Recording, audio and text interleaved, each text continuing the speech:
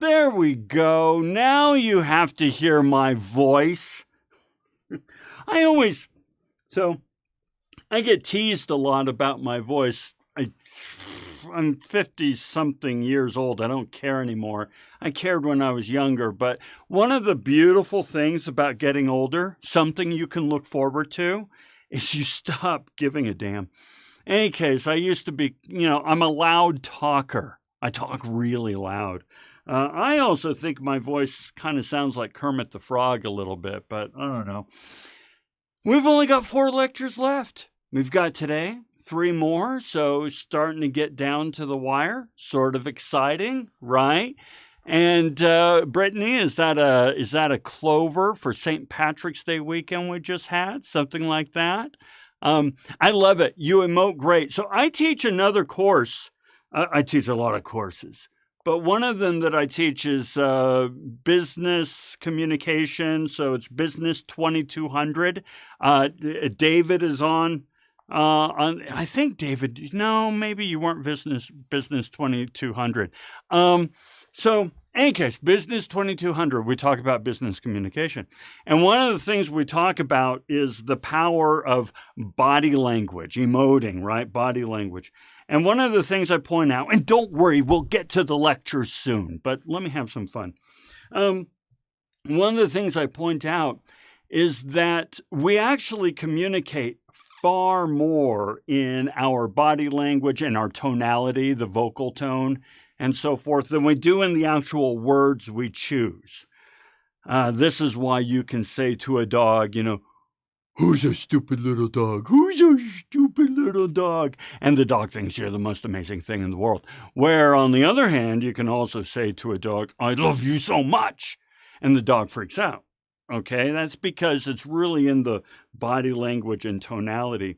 And one way I put this is, if you were to watch a movie, say a foreign movie, with the sound turned off, you'd more or less get the inkling of what the movie was about.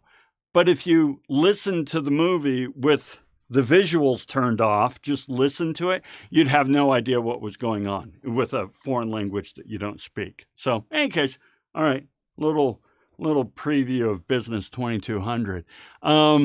Let's see, unique sounding. What a nice way to put it. I love it. Okay, let us go ahead and kind of get started here a little bit. Let me set the stage for today. So as you know, over the last, first half of the semester or so, we've discovered, we've seen how the ideas of capitalism came about. And then last week, we said, hey, capitalism, cool, right? Yeah, but it has problems. And so we let Karl Marx and Adam Smith kind of take the stage a little bit and talk about some of the problems of capitalism. And we even had, David Potter come in for a little bit and say, America follows its own brand of capitalism. Okay. Well, we want to continue this process today of challenging the precepts of capitalism and what we can do to overcome them and so forth. Once again, it's going to feel like a history class, but it is not. We will always tie it back to maintenant, aujourd'hui, right now, today. Okay? All right. So with that, we are going to read some pornography. That's right. Lady Chatterley's Lover. It was one of the banned books back in the day because it had to do with Lady Chatterley having an affair, and Lady Chatterley's married. So, salacious stuff. Well, we're not going to read the salacious stuff part, which isn't salacious at all. We are going to read about a conversation between Connie, who is Lady Chatterley, and her husband, Clifford. Okay, Clifford. So, Connie and Clifford. Now, just to give you a little background here, Clifford Chatterley, whatever, he owns a mine. Now, when you think of mining, and go ahead and type on it, too early for spicy content teasing. That's right? You got to kind of get riled up for that. So when you think of mines back in the day, and I don't care if you're thinking back to your elementary school stuff, if you're thinking back to movies that you've seen and so forth, think about mines in the late 1800s, early 1900s. What's going on in these mines? Any and all comments are welcome and probably correct. Okay, so we want to kind of set the stage a little bit. When you think of old-time mining and the town that supported these mines and so forth, what comes to mind? Like I say, maybe you learned about it in elementary school or you saw it in movies and stuff like that. What comes to mind when you think about mines? So as you're doing that, I'm going to bring this on up to the next, okay? So as you're typing out what mines are all about, I want to kind of set this thought in your minds for this particular reading. The most important thing you need to be successful in a capitalist system is capital. That's why it's called capitalism, right? So I want you to think about that as we go through this. And I mean mines, Brittany, thank you for clarifying. Mines as in digging down and pulling out coal. So we're talking about coal mines, ore mines, things like that. What have you always thought of when it comes to these early mines? So guy there digging and so forth. Come on, folks, we've got a gaggle of you. Actually, I don't know how many are in a gaggle. We've got a brace is 2. We've got a dozen. There we go. We got 12 of you. And we want these little light bulbs down here. So what comes to mind? Okay, so we got Brittany. Lung problems, dangerous, mine towns. Okay, 3 fantastic things here, right? First of all, we are talking really, really, really dangerous conditions. Safety administration, safety laws, rules, and regulations did not exist. We are talking extremely dangerous situations. Now, Brittany also brings up mine towns, all right? Now, it's really important that we understand these mine towns. The entire town is owned by the mine. The homes that miners live in are owned by the mine. The stores that the miners shop at are owned by the mine. Everything that touches the miner's life is owned by the mine. Okay, so hang on to that. Eldon comes along and says a lot of physical work with guys covered in black soot, with mining pigs. Yeah, nasty, nasty, nasty hard labor, right? Stuff that we wouldn't really go for, right? Abandoned mine shafts. Yeah. Huge mines with visible from anywhere. Forget the name of the mine. Yeah, just huge, sprawling mines here, right? Absolutely. So now, here's what we want to think about. You've nailed them all. Okay, you've nailed them all. Really, really hard physical labor, very, very dangerous, short life expectancy, either from black lung, as Brittany pointed out, or from injury and so forth. No worker regulations around safety. Everything owned by the mine. Furthermore, you were in debt to the mine all the time, right? So you would shop at the company store, but you could never pay for everything you needed, so you would run up credit at the company store. Now, you and I have credit, right? We run up credit to get shoes that we want. We have a credit card, or we have a student loan, or we have a car loan, and so forth. So there's nothing really unique about running credit. But they would run credit to their employer. In other words, they owed their employer more money than their employer owed them. Okay, this removes all opportunity from you. Remember, the core thing about capitalism is to have capital. Not only did they not own any capital, they owed their employer capital. So they were essentially paying their employer for the privilege of working. Okay? Brittany also says, and the mine owners often trapped its worker and encased in the yes, encased, trapped in the town economy. So these folks didn't have economic opportunities. All right. It's not like they could just wake up one day and say, you know what, this sucks and blows at the same time. I'm out of here. And so I'm going to load up my minivan, put the kids in, and hit the road and go find economic opportunities somewhere else. These folks had nothing. They had nothing. And they owed everything. Hence the song, I Owe My Soul to the Company Store. One of these days, I need to find a copyright-free version of that song so I can play it. Okay, so that sets our stage for us. All right, so let's see what... So at one point, Connie says to her dear sweet husband, who's an apocalyptic ass, she says, you ought to pay these miners more. They deserve more. We get all the money from the mine because we own the mine and so forth, but you don't pay your workers enough. You don't even pay them enough to live. All right? They owe you more money than you owe them, and so you ought to pay your miners more. And the husband says, he kind of takes this as, oh, so I should just give up everything I have and give it to the miners? Check out what he says here.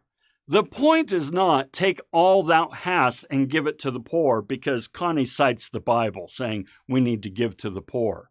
But use all thou hast to encourage the industry and give work to the poor. It is the only way to feed all the mouths and clothe all the bodies. Give away all we have to the poor spells starvation for the poor just as much as for us. Okay, so with this quote from Clifford, his rebuttal to the biblical admonition that we should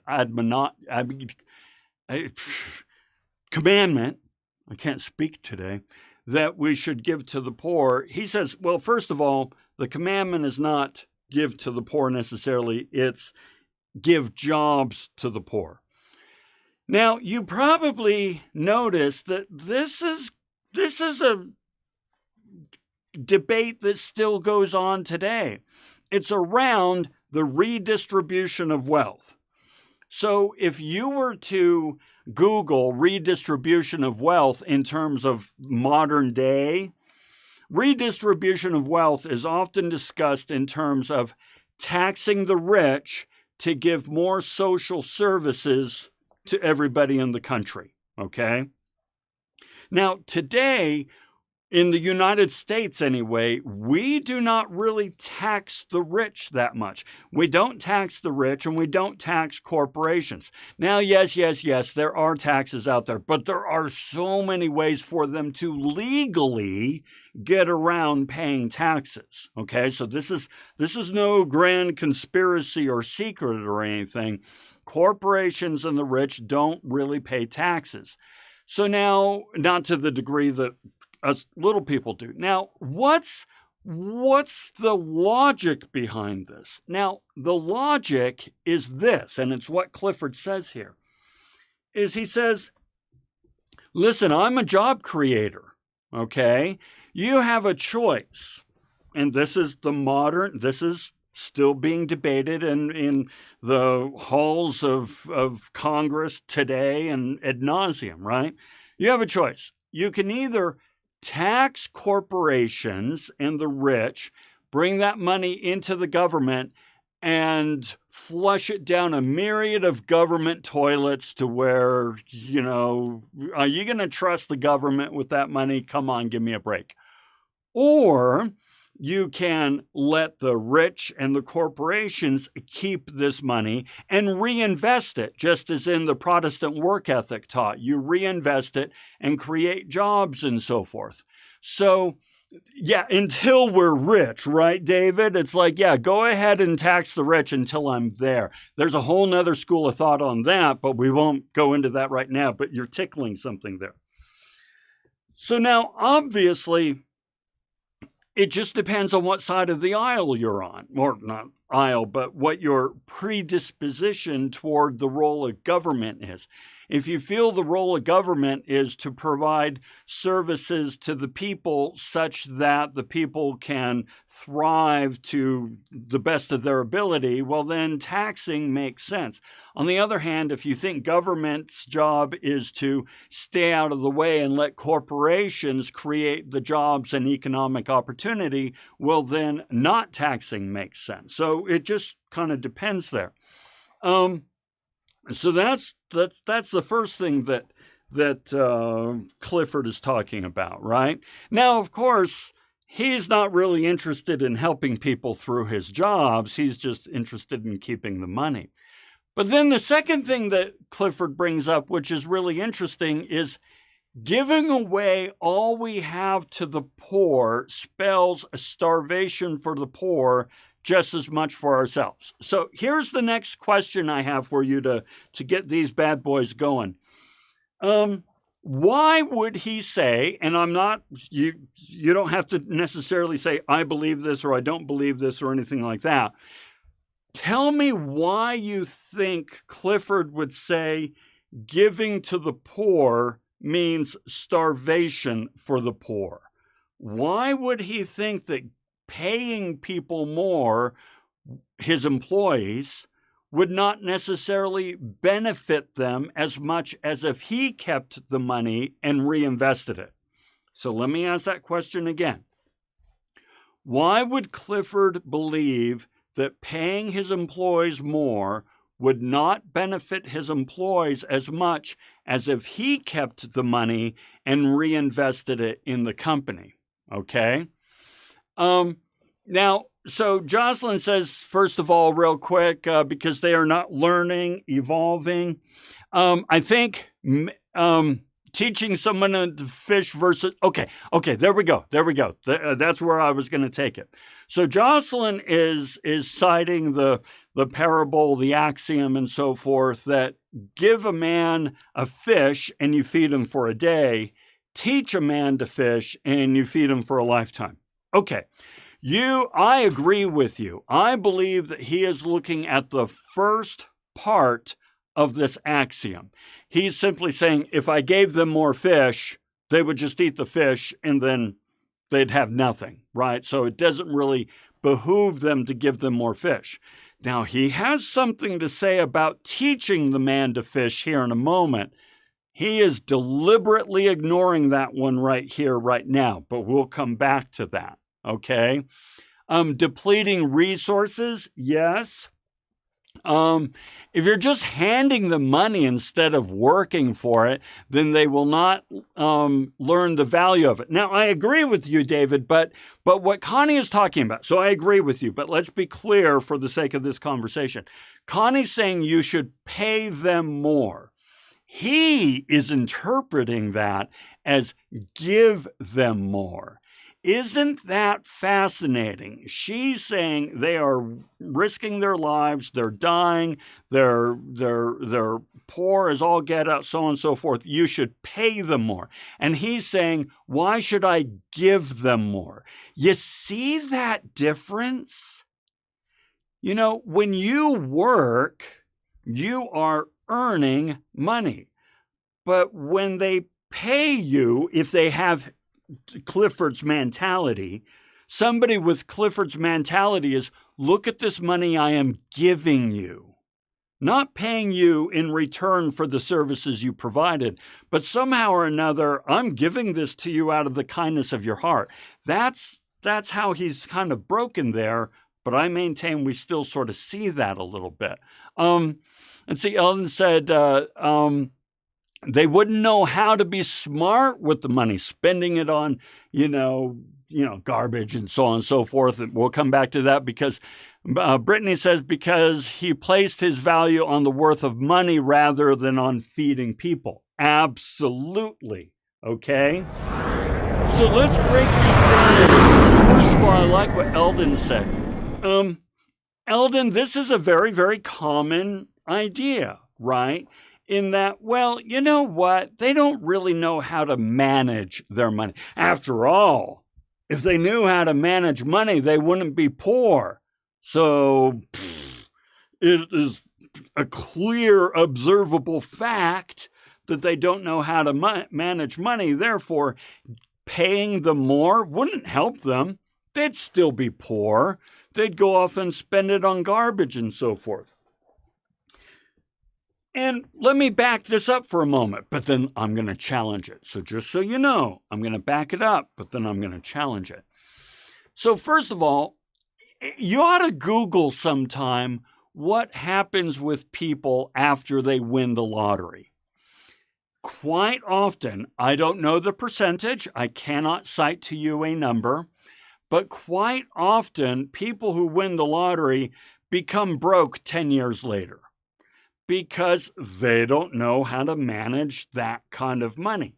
Now, to be frickin' fair, if your money management skills are just enough to kind of pull together a living off of $60,000 a year or something, then the idea that you can all of a sudden manage $2 million a year for 10 years, that's a big ask. That's a big jump in money management. Still, we found money, say like your tax return, and we go off and we blow our tax return on new shoes or what have you, right? So this is what Clifford is saying, is that they can't be expected to manage this money. On the other hand, what business is it of Clifford's what they do with the money they earn? So you work, right? You work and they pay you money, but your employer doesn't say, so, hey, before I give you this paycheck, what are you going to do with it? Because truth of the matter is, I don't think you're going to spend it all that wisely. And I sort of feel like it would be better if I kept it and reinvested it to create better work opportunities for you and your coworkers and so forth. Because frankly, I don't know that you're going to spend this money very well. No, they don't say that. You earned the money. It's up to you how you spend it. Okay? Furthermore, and this is where I'm furthermore breaking this idea down, he doesn't know what they're going to do with it. We just assume that people are going to blow it. That's not always the case, and it's not our business whether it's the case, is my assertion. Now, we've had some great comments during my diatribe there. Let's see. All these points, they feel like an excuse to me. I'm really with you there, right? What they do with their money is none of their business. You beat me to the punch, Brittany. I went ahead and said that, but I said that after you pointed it out, right? Am I good at money management? No. But that doesn't mean that Slick should pay me less because I'm not good at managing my money. It's none of their business, right? And that's because there isn't a money management tool. You know what? I'm really with you there. I wish they taught more money management in high school. I really, really do. And you point out, Brittany, that I raised your point. It's none of their business. Eldon agrees. As my employer, you should have the responsibility of paying me what you're worth. That's right. Our employment is a contract. I give unto you skills and results and competencies that allow you to make money, and you in return, you compensate me for the skills and results that allowed you to make money. It's a back and forth. It's not like we go to our employers and go, you know what, I have some additional skills. But I'm not quite sure you would use these skills well. It's probably best that I just withhold these skills, but you continue to pay me. It's the same thing as us not being paid what we're contributing because we may not manage the money well, whatever that means, right? Let's see. Yes, not a good reason to withhold. Colin then says, I agree. I wish there was more money management taught. I am so on board with you there. I really do. I feel strongly, folks, just so you know, and this is kind of a lawn and between us moment. I know there's live stream is recorded, so it's not like I'm just sharing it with you, but I'm going to share something with you. I'm in a fine circumstance economically right now. I'm in a fine circumstance. And I'm very blessed and fortunate and privileged to be in that. That said, my wife and I feel like we are 10 years behind where we should have been. Had we really practiced money management wisely, had we really taken the steps early on that we should have, then we would have been 10 years ahead right now. So right now I'm 58. I kind of feel like economically I'm where I would have been when I was 48 had I practiced better money management. And in part, I blame the schools because I never learned that crap. They didn't teach me that. They were all eager to teach me trigonometry, but not how to manage an account. Go figure, right? Okay, there's my rant for the moment. All right. So now Connie then kind of points out that, well, he says, I'm not going to pay them more. And she goes, yeah, but they're kind of forced to work for you. So Connie says, but you make them work for you. They live the life of your coal mine. And Clifford says, not at all. Every beetle finds its own food. Not one man is forced to work for me. Okay? So here's what I want to ask you. Now, granted, he is not holding a gun to their head and say, work for me. But he's all but doing that. Remember, this is a town out in the middle of nowhere that Clifford owns. He owns the mine, he owns the homes, he owns the streets, he owns the services, he owns the stores, and the employees are in debt to him because in order to kind of get by at all on the smallest salary he pays, they have to take out credit with all of his stores and services and so forth. Therefore, they all owe him money. And sure, they could stop working and they could starve in jail because he would take them to debtor's prison and so forth. So this is about as close to indentured servitude as you can possibly get. It's not outright slavery, but it's indentured servitude. You will work for me until you pay off your debt, but you will never pay off your debt. Therefore, you will always work for me. Okay?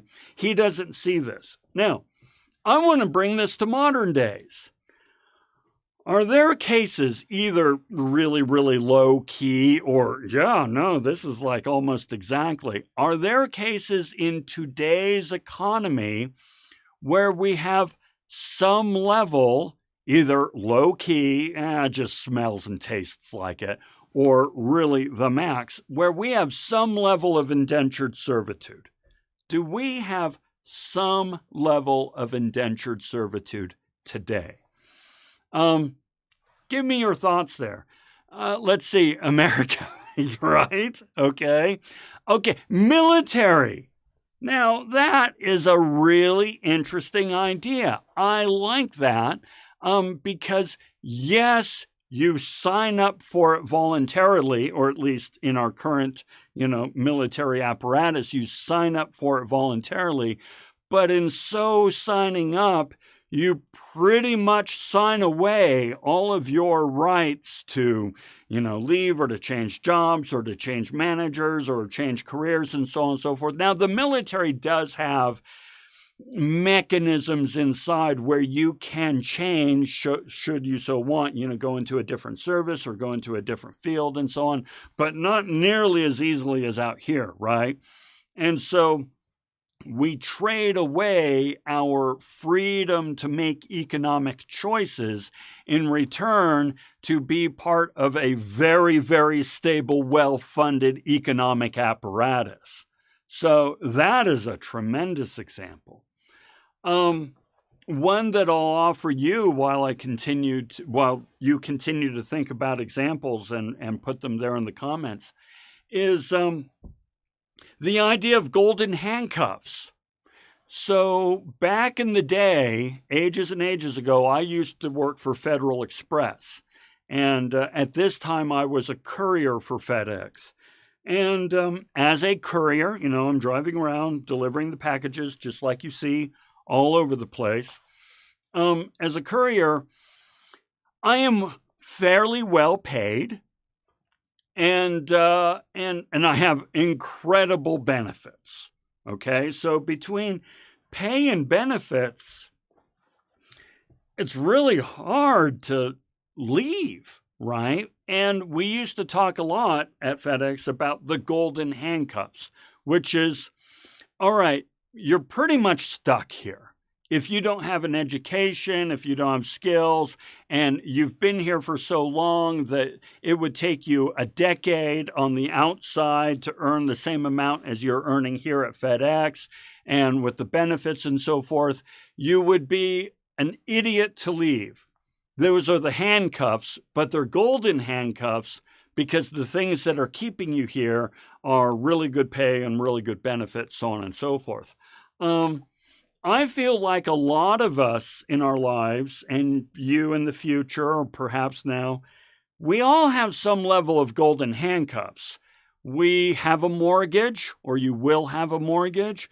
You'll have car notes, you'll have student loans, you'll have credit card debt, and so on and so forth. And as a result, you may be unhappy at your job, but you're really kind of stuck, because you can't really leave unless you go right to another job. Christina says, my landlord and kids are my forces for income. Some architecture firms make drafters sign contracts to stay on their firm after paying for their education and certification. Okay, Christina is dead on right here. What a lot of companies will do with their tuition reimbursement programs or tuition assistance, they'll say, hey, listen, we will pay for your education, but in return, you will stay with us for 2 years after you earn your degree.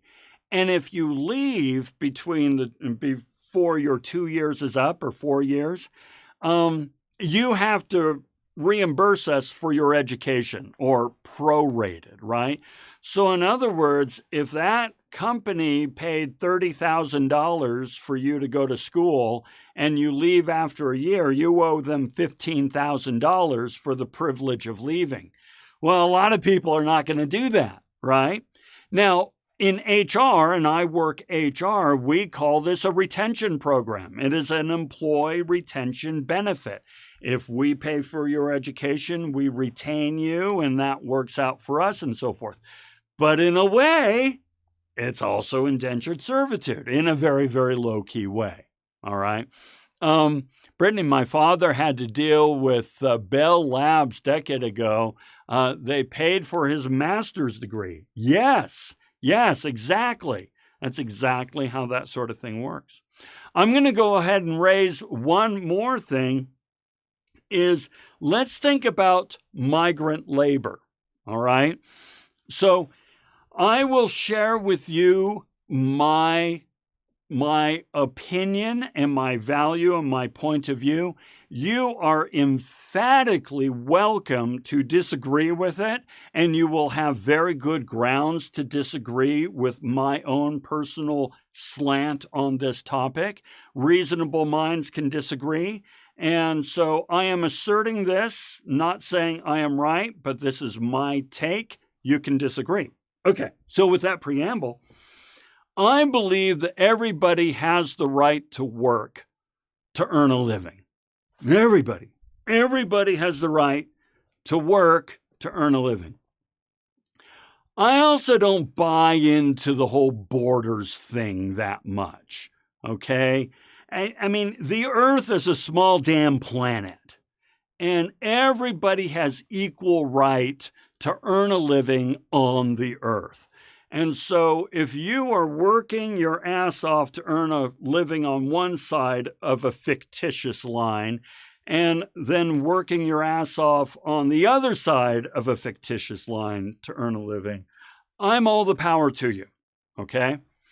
However, if you are an undocumented worker, you are at risk, and your employers can really, take advantage of your situation. This is called exploitation of need, all right? So if you're working in the agriculture industry, and trust me, agriculture is full of migrant workers and not all of them are documented, then employers can withhold pay, they can withhold benefits that you are legally entitled to. Even if you are undocumented, there are some benefits you are legally entitled to, okay?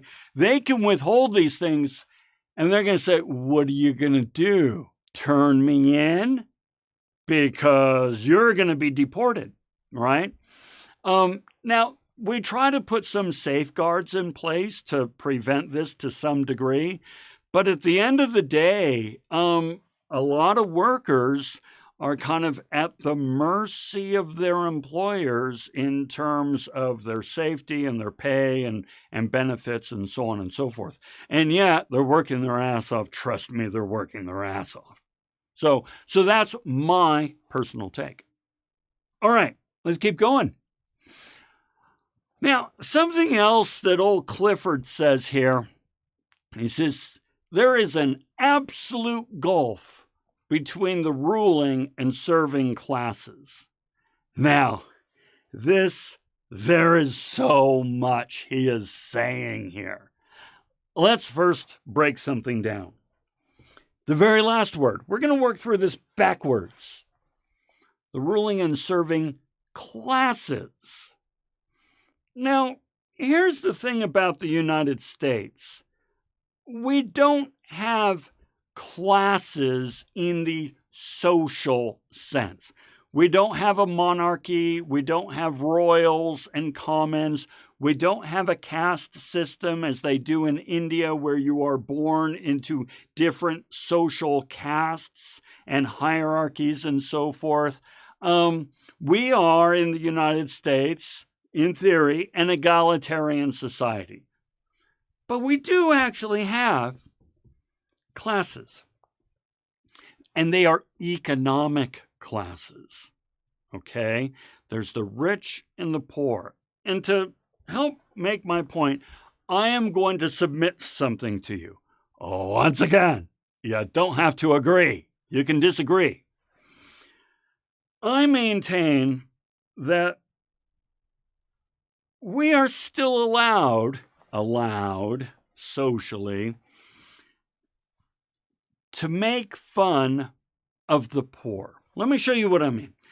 If I were to make any sort of off-colored remark about somebody based on race, ethnicity, religion, gender, what have you, I would appropriately so be just decimated by you, by society, by my employer, and I happen to agree with that, okay?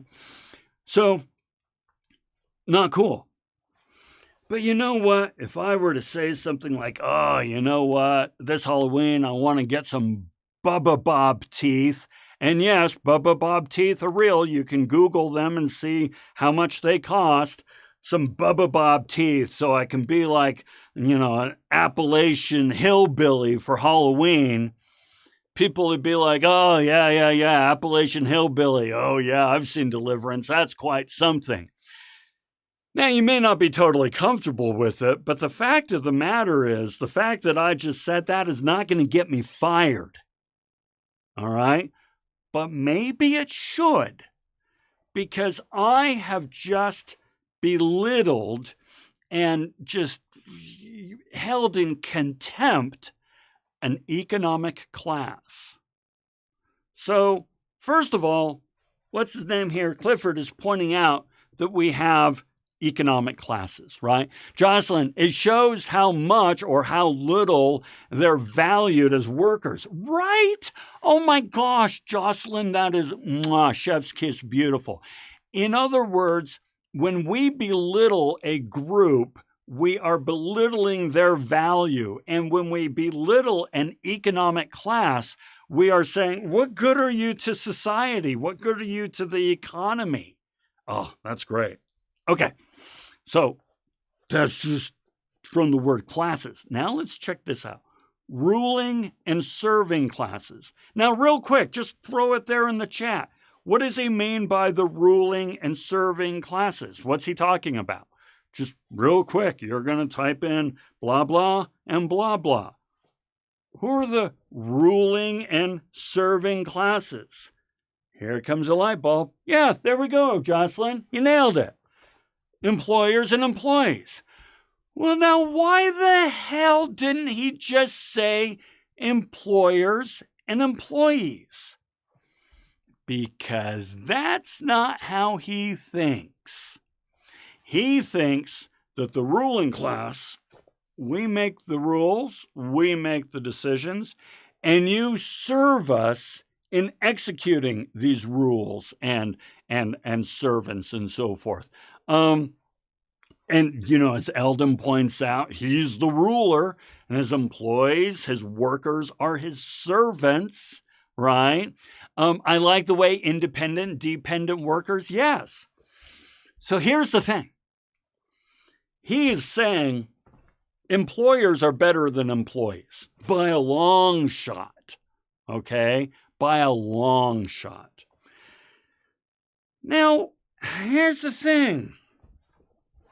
Okay, I work in HR. I mean, I know I'm a professor. Hello, I'm your professor.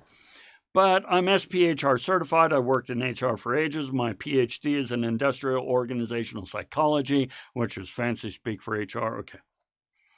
HR is an interesting group, interesting department, because HR basically has a twofold mandate.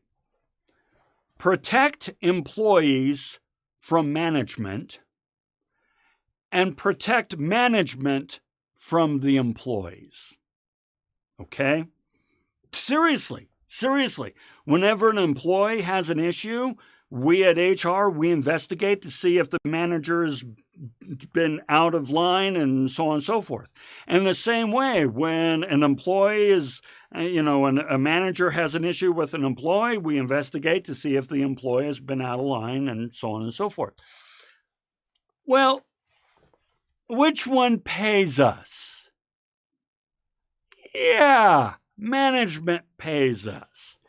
And which one are we really paid to look after? So while we look after both, I got news for you. HR exists mostly to support the company because they're employed by the company. All right? That's why I kind of named this lecture Godzilla versus Bambi. There's an actual video out there, by the way. It's a cartoon. It's all of 20 seconds long. Google Godzilla versus Bambi. Okay? I'm serious. There's a real one out there. And it was big and, kind of viral back when I was this big. It's not much of a competition. So rulers and servants, it's almost apropos. Now, going back to the beginning, there is an absolute gulf between these two classes. What does he mean by absolute gulf. What is a gulf? And what does it mean when a gulf is absolute? All right. And I'm going to go ahead and put one there because you guys have been chiming along and haven't caught all of them, right? An absolute gulf. What's a gulf? What's a gulf? And what does he mean when he says it's an absolute gulf? This has ramifications. There's a reason he said this. We want to get to it. Because the more I can turn you off from Clifford, the better. So Christina says, vast space between demographics. So that's a gulf, right? Yes. Huge separation, right? I like the way that Christina says vast space. Jocelyn says it's defined as separation. Yes. It's a vast divide between them. Very, very, very nice, right? I like it a lot. Here, we're going to do this one. Hi, I'm Captain America. And I'm here to tell you, stay in school, and that if there's one thing you're going to learn from this class, it's to endure silliness. All right, thanks, Cap. All right, so what does it mean when it's absolute? All right, very different. It would be hard to move between the classes, Eldon. That's exactly right. An absolute gulf means there's no social mobility. The poor, wretched masses, the unwashed masses that are born and put on this earth by God to serve us, the ruling class, because we're intelligent, we're educated, we know how to manage these things, we are the job creators and so forth. The idea that one of them could be us is just unfathomable, okay? So here's the thing. All of this flies in the face of the American dream, okay? Now, the American dream, put by a lay person here without a script, the American dream is that anybody can come to this country with $1.47 in their pocket, and by working hard, being smart, playing by the rules, and just, kicking their own ass to get stuff done, can become anything, right? Elon Musk can come from South Africa and become the richest man in the world. Madeleine Albright can come from the Czech Republic and become, Secretary of State. This was back before your time and so on and so forth.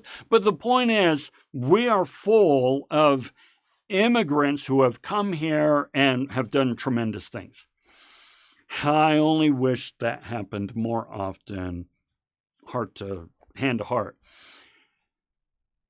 But doesn't it really feel like that quite often? Most of the time, you and I, we're just trying to get by. The idea of one day becoming rich is just so outside. I mean, we dream about it. For holy hell's sake, we dream about it. But it doesn't really feel like that's something we can actually take methodical, deliberate steps toward achieving. And so Clifford kind of says it's not even something you should think about achieving. There's an absolute gulf. By the way, I don't think there's an absolute gulf, right? I think there are steps we can take, which is part of what we're doing with the AI Innovation Lab coming up later. There cannot be rich without the poor. Yeah, cannot be poor without the rich. I agree. Okay, let's continue on.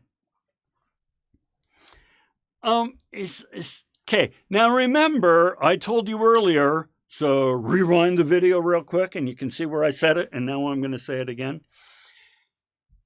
Teach a man to fish and you feed him for a day. Give a man a fish and you feed him for a day. Teach a man to fish and you feed him for a lifetime. And you notice Clifford didn't say anything about the teaching them to fish. In fact, he doesn't want to teach them to do anything. Check this out. The masses are unalterable. It is one of the most monumentous facts of social science. Panem and circenses, bread and circuses. We'll talk about that. Only today, education is one of the bad substitutes for a circus. What is wrong today is that we've made a profound hash of the circus part of the program and poisoned our masses with a little education. So now let's define this a little bit and kind of dig into what this guy said. So bread and circuses, panem and circenses, is the idea that, you know what, if you want to keep your unwashed masses in check and just keep them, obedient, passive sheep, all you have to do is provide them with food and entertainment. So long as they have food and entertainment, they'll be fine. All right. They won't get into politics. They won't be, protesting in the streets. They won't be grousing and so forth because they'll be too busy with food and entertainment. I like this quote from Billie Eilish's song. It doesn't matter where you stand on the idea of abortion. The principle is what I'm pointing out here. The internet's gone wild watching movie stars on trial while they're overturning Roe v. Wade. So now, obviously, she is pro-Roe v. Wade and so is concerned that they're overturning it. But nobody cares because we're busy watching The Bachelorette and we're following this, whatever is happening with Meghan Markle or whatever her name is off in the UK. I mean, it's like, what do I even care about? I don't, but why do I even know about that with, what's happening with the royal family in the UK when I'm freaking in America? But we follow this stuff. These are the circuses. I follow what's on social media. I follow different celebrities. I get really into the dog videos and so forth and all this stuff. Now, here's what Clifford says, though. Remember, he says earlier, we've made a profound hash of the circuses part of the program and poisoned our masses with a little education. Why does he feel that education poisons the masses? Now, real quick, Brittany says she's not wrong. We're distracted on purpose, so laws that control, take away rights can go through. I profoundly agree with that. I think that's part of how the system is. I don't know if you remember, back the first lecture I gave in this class, I said this class is kind of like the red pill in the Matrix. I want us to see how power uses its tools to control and manipulate and pacify us. And I think one of the ways that power uses these tools is by distracting us with shiny objects. And myself included. I'm not saying, oh, you people. No. I'm distracted by shiny objects too. Okay. Why does Clifford think that that we are poisoning our masses with a little education? How does education poison the masses? Real quick, distracts, informed, information control, etc. Yes, information control. Yeah. How does education poison the masses? And another little quote there by Alexander Pope, a little learning or knowledge is a dangerous thing. Why? Why is education a dangerous thing? Jocelyn says, we don't conform as easily when we realize our power. That is it exactly, right? Man, we're only halfway through. You know what? It's really true. I believe that the more educated we become, the more insightful we become, the more we understand the systems, mechanisms, and bureaucracies being used to control us, the more we push back on it. And so I emphatically agree, right? My brain wakes up to the injustice. Yes. So power doesn't want this. All right? Power doesn't want this. Okay. So now I'm going to wrap up with this one last quote. As I'm talking here, you're going to see over here, this is a scene from the movie Metropolis. And this young man here, who's just walking into this factory, he is the son of the factory owner. And he's grown up with a silver spoon in his mouth, so he has no idea that all this is what got him wealthy. And you notice it's these vast machines that people are working, but they're dehumanized. You notice that people are really just part of the machine. The machine sets the pace, and these guys are trying to keep up with the pace. And as you see, they're being worked to the edge of sanity. They can't keep up with the pace that these machines are going through. So, what's her name? Connie says their lives are industrialized and hopeless, and so are ours. Now, first of all, I first want to define these things. Industrialized, part of a heartless and soulless system, a cog in a relentless machine. We can see how these employees are literally cogs in a relentless machine. This machine does not let up. And then we have the word hopeless. Desperate and without hope for a better tomorrow. These folks are utterly hopeless.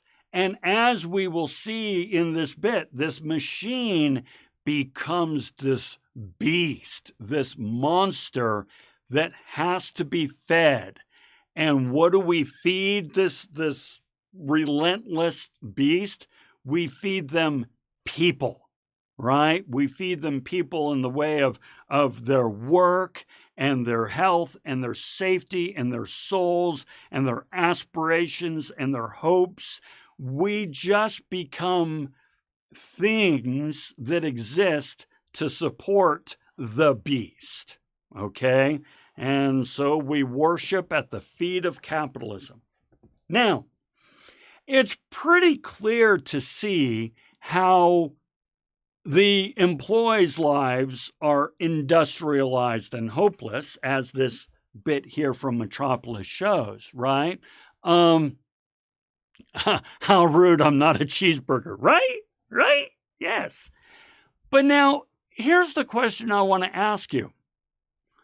Why would it be that her life, she's rich, she's married to the owner of the mine, and Clifford's life, even though he owns the mine and is rich beyond compare, why would it be that their lives are industrialized and hopeless? I want you to think about this. This is profound.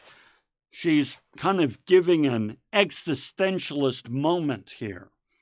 Why are the lives of those who run the system equally as industrialized and hopeless as ours, as the employees? Why would she say that? Any and all comments illuminate.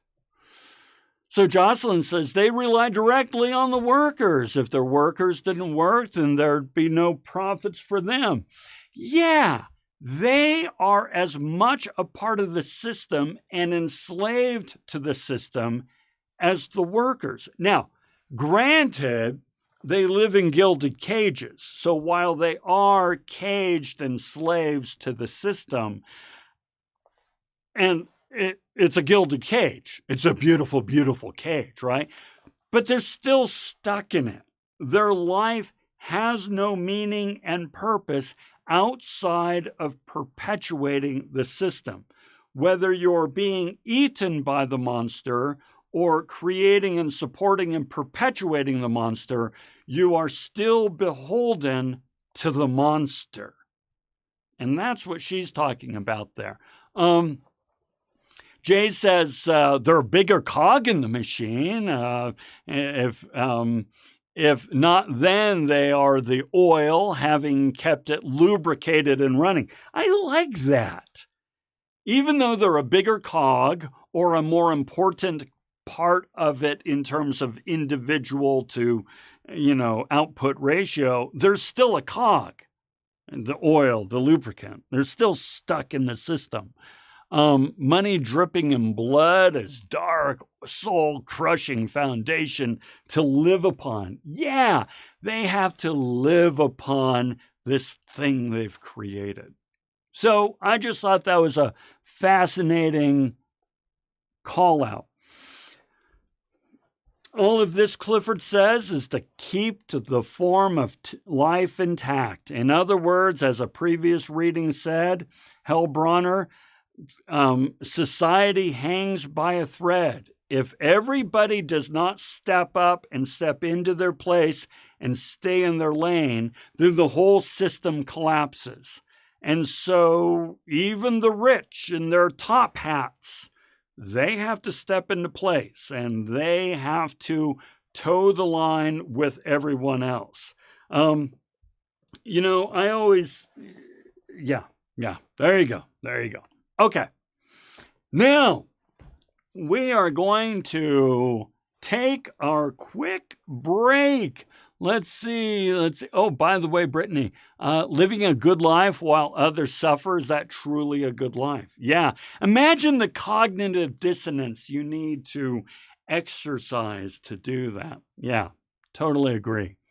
Okay, let's come on over to my sitting and let's get up and stretch for a minute because we are we're an hour in.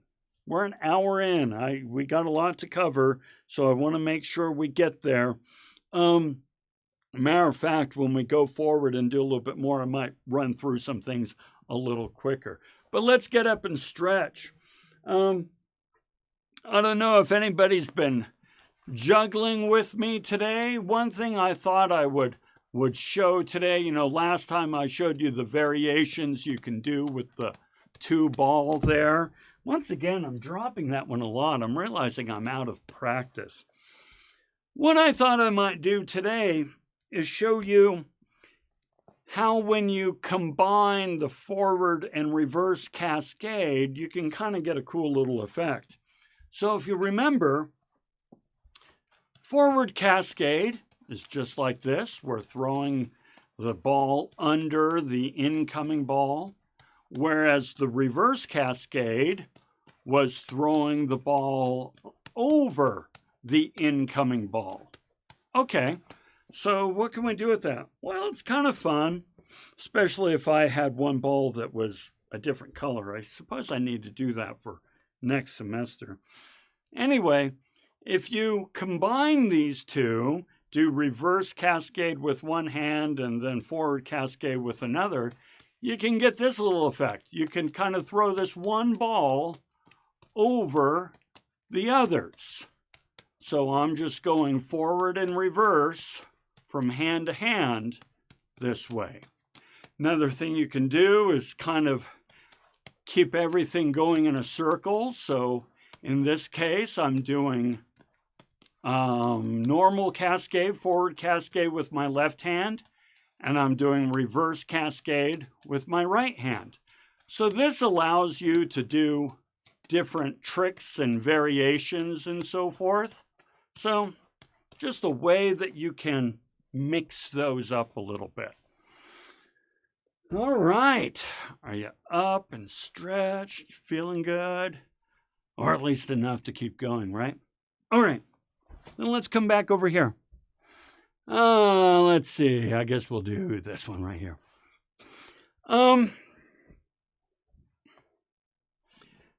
I want to ask this question, and then I'm just going to kind of run through this reading real quick. Let's ask the question and put it in the comments here. Hey, automation, good or bad? You are welcome to, because it's both good and bad. But if you say good, give me a reason why it's good. If you say bad, give me a reason why it's bad. So automation, because this is what Gandhi is talking about in this quick little essay of his. Automation, is it good? Why is it good? Is it bad? Why is it bad? So let's see what we've got there. What are your thoughts? And we're going to definitely connect this with today. Trust me. All right? This is a very, very, very pertinent topic for today. What are your thoughts on automation?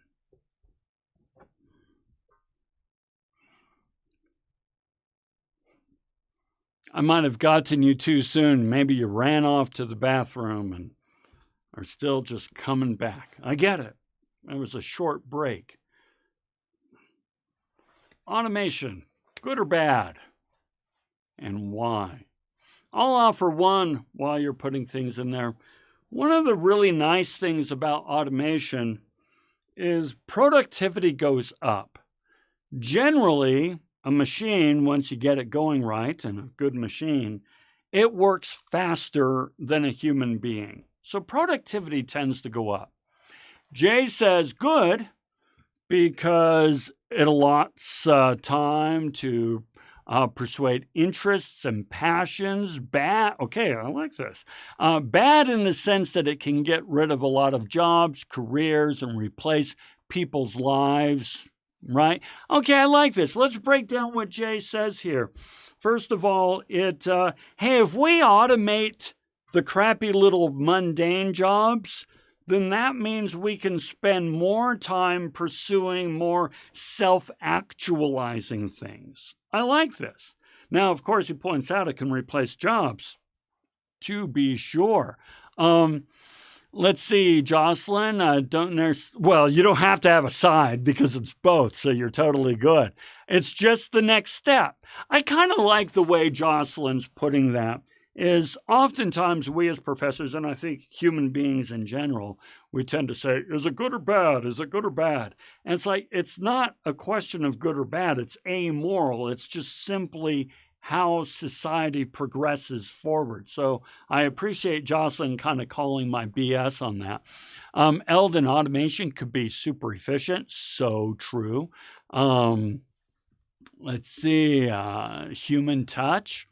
I'm going to be difficult and say that there's no black or white. Well, you're agreeing with Jocelyn, which I'm saying is a good thing, right? Sometimes it's good, sometimes it's not. It sort of depends on the situation. Tyler, I see automation as good as it allows productivity to increase, but bad because it replaces employees. Very good. So, yeah, you guys are...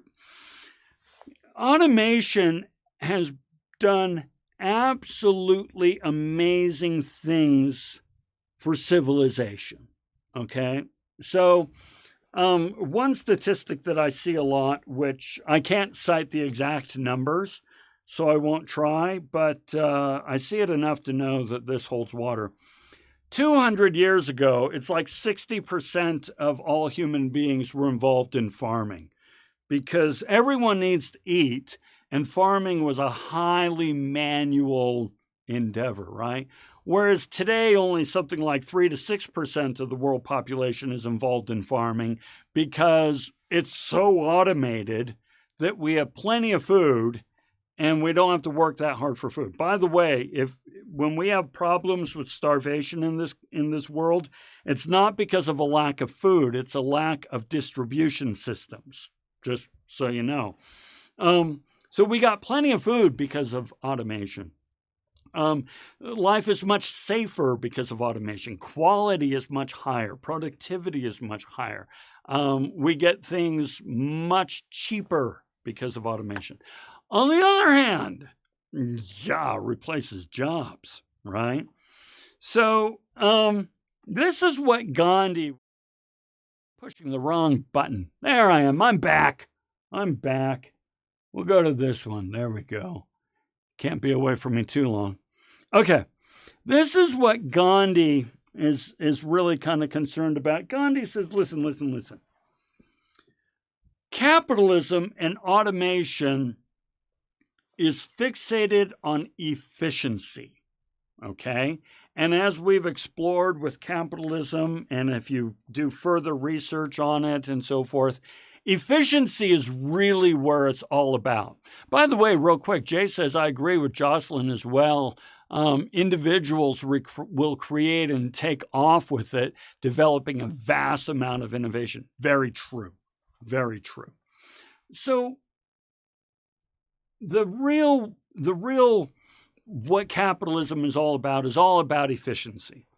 We want to efficiently allocate resources to create the greatest amount of wealth out of the least amount of input. That's what efficiency is you want to get maximum return out of a minimum investment. So when we say that a car's engine is efficient, what we mean is that it gets really good gas mileage.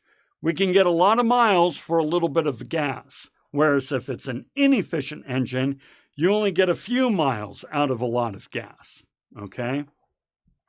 This is what capitalism is all about, efficiency. But Gandhi says, yeah, but you're esteeming efficiency over humanity. Okay?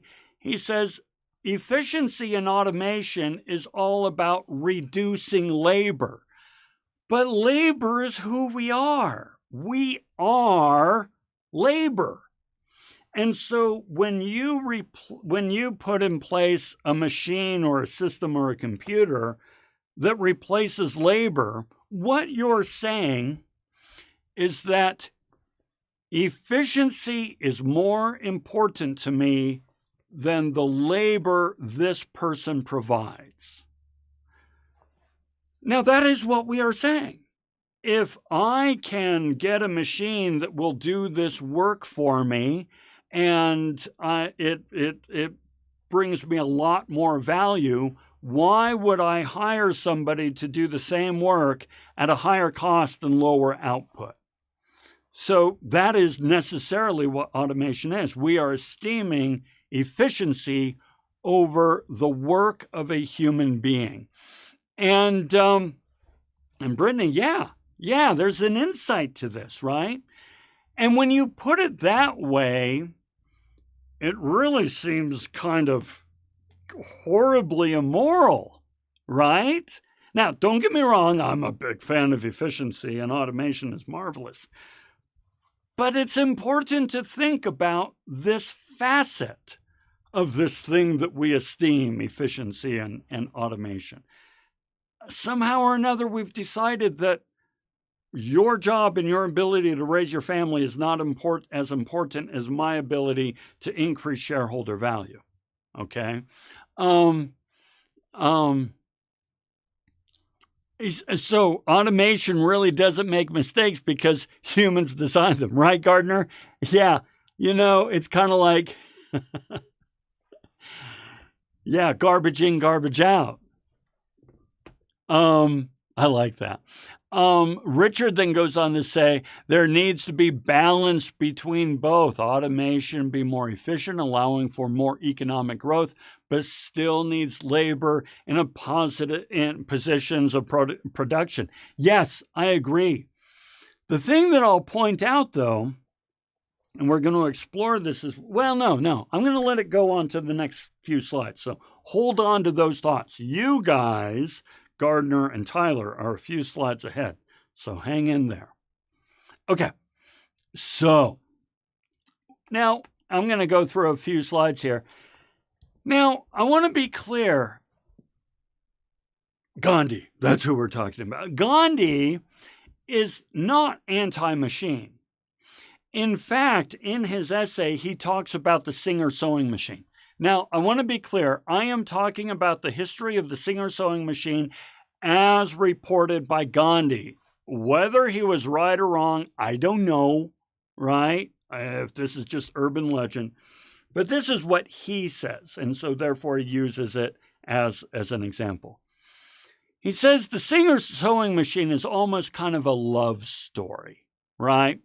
So he says one day Singer showed up at home and saw his wife toiling away, hand sewing clothing. And he thought, and she looked miserable because hand sewing clothing is miserable. And he says, I don't want my wife to be miserable doing this monotonous labor. So he went off and developed the sewing machine. Again, this is according to Gandhi, not actual. I don't know the actual. And he created the sewing machine to help his wife take more pleasure in her work. Now, why is this important? Gandhi has no problem with a machine that allows you to take more pleasure in your work.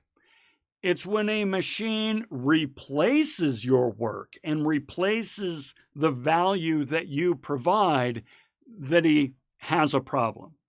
So he'd look at a calculator and say, calculator is a great tool. Every once in a while you need to do math. I don't want you to have to do math by hand. That sucks. Use a calculator. Using a computer like a word processor, Word or Excel spreadsheet and so forth. You are still doing the work, but the tool is helping you do that work. That is a good tool. That is a good form of automation. Now, this matters because of the final thing in this course, in this module, which is a video called Humans Need Not Apply. If you have not watched this video, do yourself a favor and watch it. It's by one of my favorite YouTubers, okay? CP Gray, I think is his name, CP Gray. He makes amazing videos. It's not some dry piece of crap like what I produce. He really produces some really awesome videos. And in this video, he proposes that we're screwed. He says that, okay, now, Tyler, Gandhi, how would he see AI, right? We're going to talk about this. We're going to talk about it. So, Tyler, your head is in the right headspace. Okay.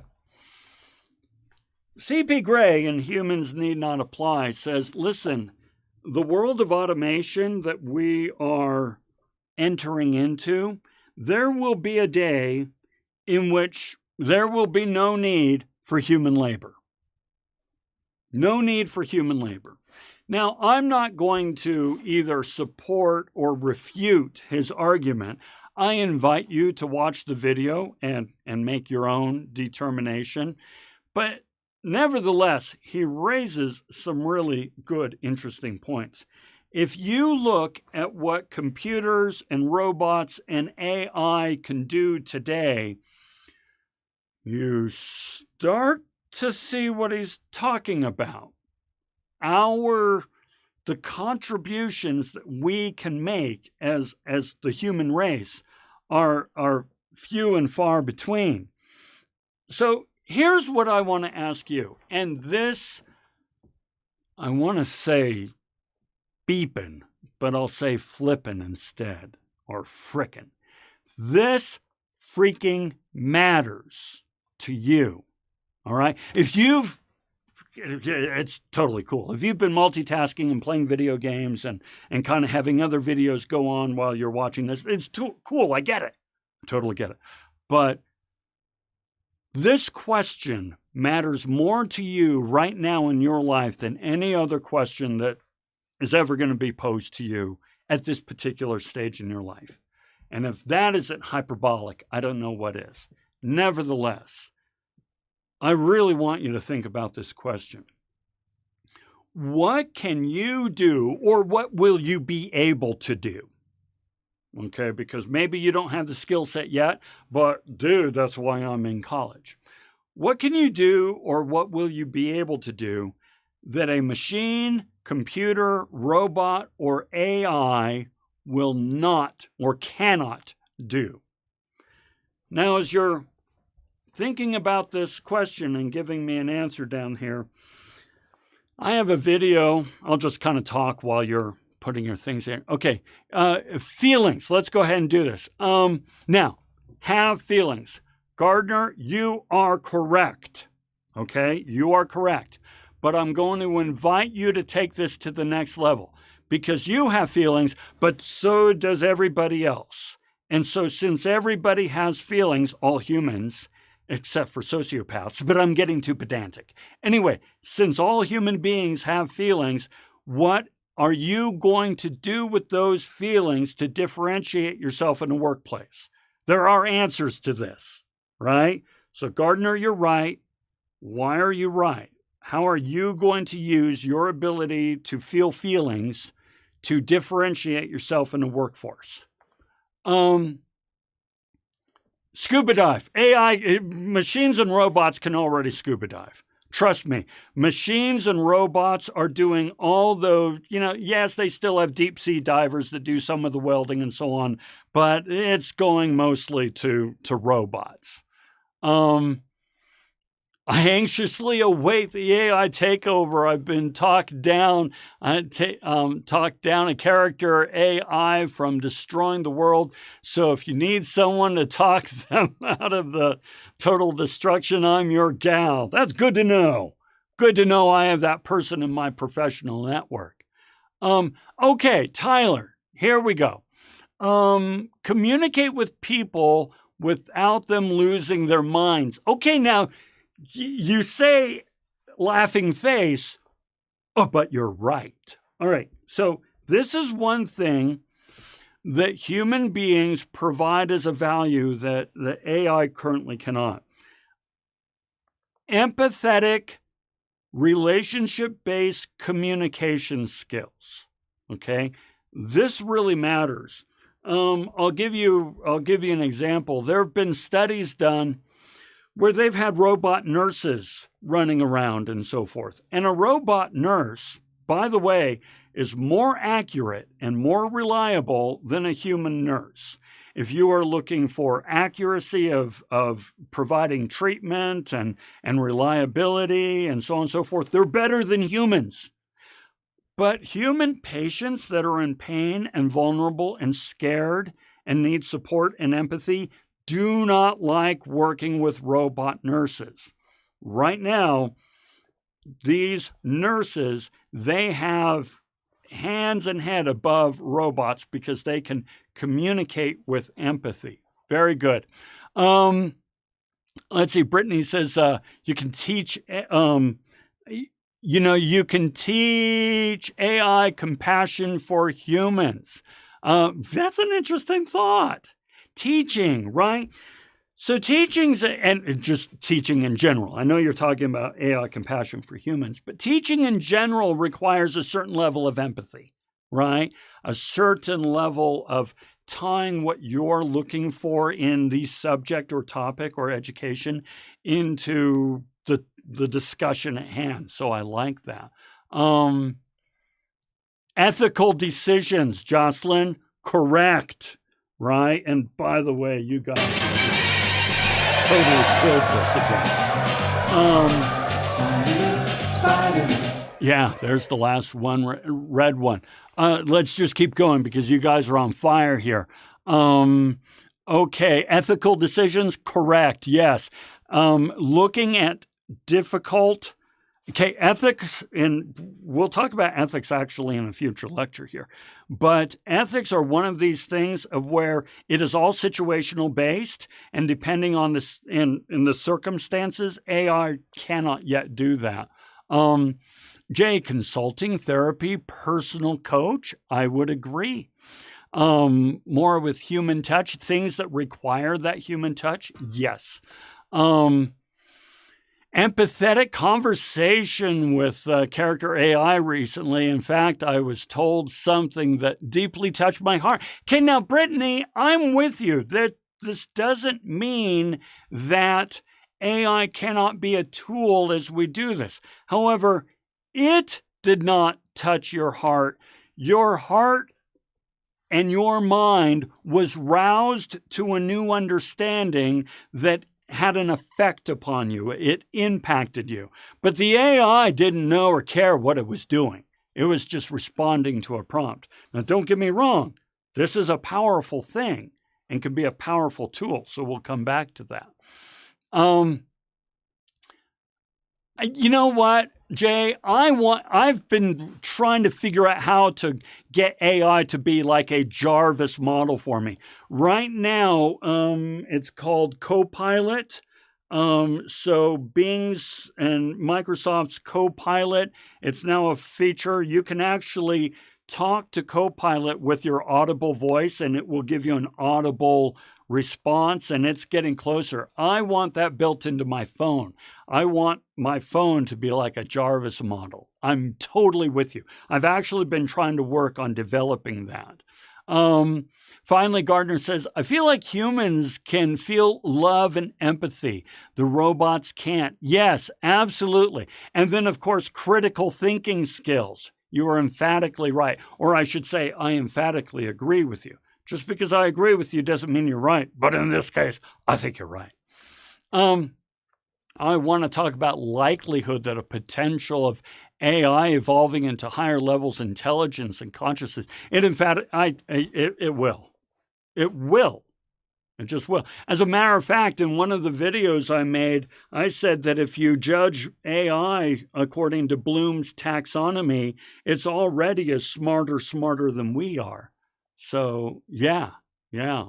I think you can prompt into ChatGPT so that it talks to you in such a way. Yes, yeah, I think I can. I'm just figuring out how to do that well. Black box AI, I don't know that one. I'll have to look at that. Notice one of the things, though, with AI is that it's dependent on our inputs, right? You're not dependent on inputs of other people in order to conceive of empathy and things that have meaning to you. AI is passive. It's dependent on inputs. Okay. Was an Ultron an AI? We don't need that. It was an AI, but from Ultron we got Vision, so there was only a little whoopsie-daisy between AI and Vision, and the whoopsie-daisy was Ultron. Okay, so here's where I want to take this. I'm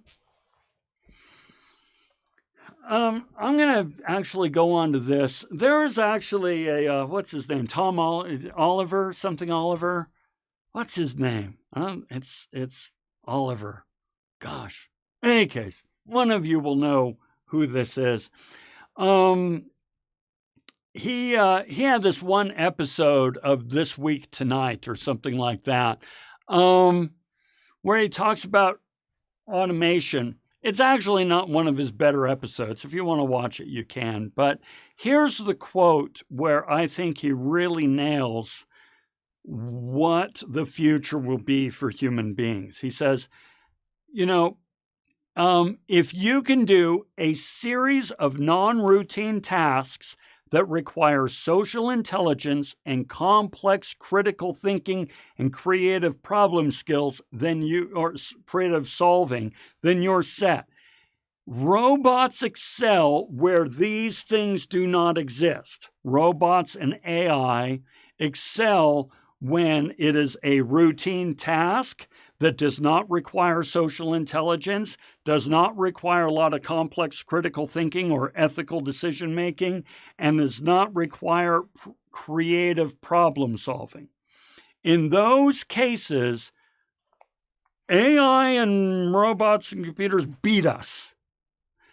But in cases where it's non-routine, requires social intelligence, complex critical thinking, and creative problem-solving skills, we dominate. John Oliver. Thank you, Jamie. Thank you. John Oliver. So here's my point. And I'm going to kind of end with this, but I want to make this point. I'm going to retire in 10 years. And furthermore, I'm part of academia, and academia is notorious for moving and changing very, very slowly. So I am probably fairly secure for the next 10 years. I'll make it to retirement. Okay. If I don't change. But of course, a lot of you know that I am changing. I'm trying to evolve and adapt to this. Nevertheless, I don't really need to. I just do it because I want to.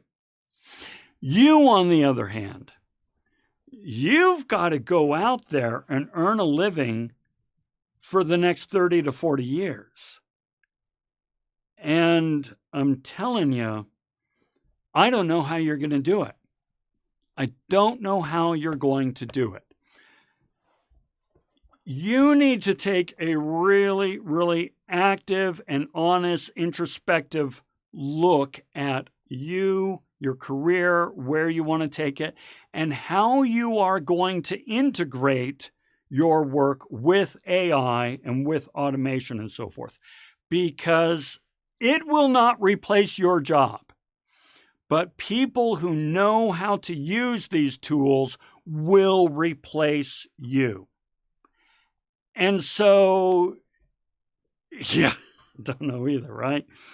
I'm really concerned about this. I'm concerned about it for a lot of reasons, but I'm especially concerned about it for you. Because if I were in your case right now, your situation, I'd be a little freaked out, which is why I'm putting together the AI Innovation Lab. Whether you participate in it or not, doesn't matter. I will provide the outcome of this lab to everyone and continue to help people adapt to this new reality, because it is a reality.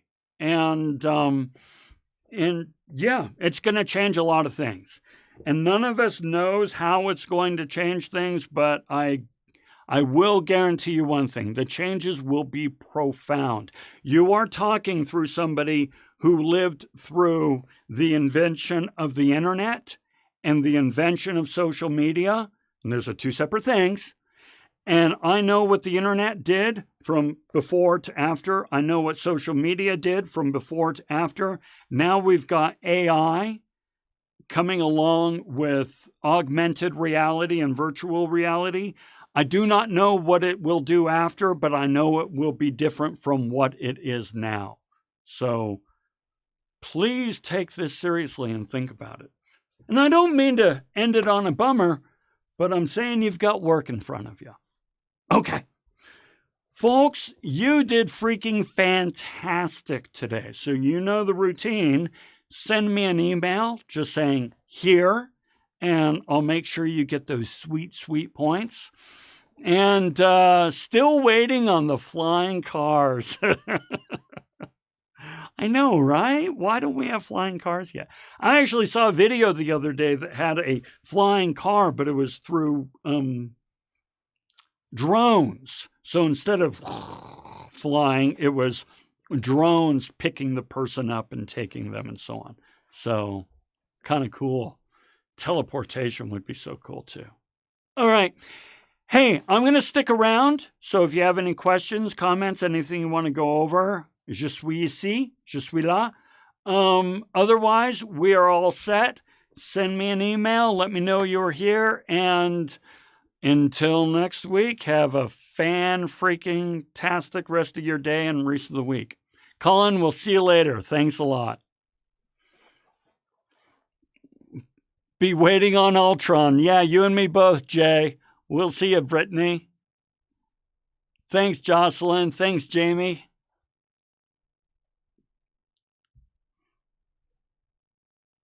Hey, Tyler. Thank you.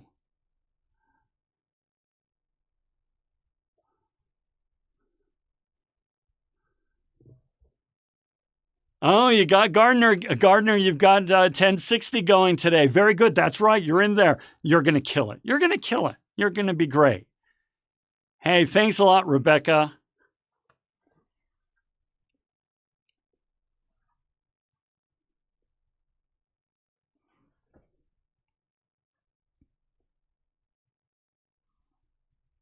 We'll see you next week then. Bye, Eldon.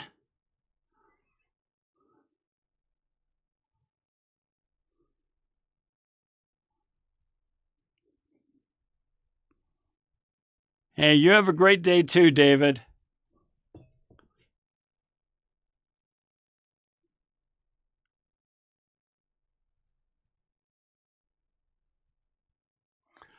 All right, well, it looks like folks are dropping off. I don't see any questions coming up or anything, so I am going to go ahead and sign out. So until next time, we'll see you guys later. Have a good one.